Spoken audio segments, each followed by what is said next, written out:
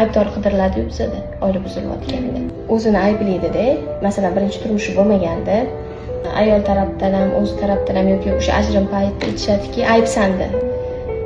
O'shaning uchun menimcha o'sha keyingi turmushda ma'lum muddatda o'sha farzandi yo'q erkak ayol homilador bo'lsa, boshqacha yashashni yo'llab qo'yish. Shunaqa bo'ldi bizda ham aytgan ayoli, что meni erimga hozir yuklab qo'ygansan, aybdorsan degan ashinani bog'lab qo'ygan. Menda уже test qilgandan keyin уже двойной xursand bo'ldi. Nimagaki ham farzandli bo'ldi, ham aybdorlik hissi ketdi o'zimga. Men sog'lomman degan fikr. Sog'lomman degan fikr bo'ldi. Men vaqtida ularga spermogramma bir marta topshirib kelgandik, siz ko'rganingiz ham shu joyda. Analizlar olib keldilar boshida. O'zi bilan shu qo'yni xotirjam edi. Baribir odam o'zi qo'ynida bo'ladi. Hamma narsa yana topshirib beraman agar sen ishonmayotgan bo'lsa, xotirjam bo'laman. Xotirjamman, kerak emas. Men sizga ishonaman. Topshirmay.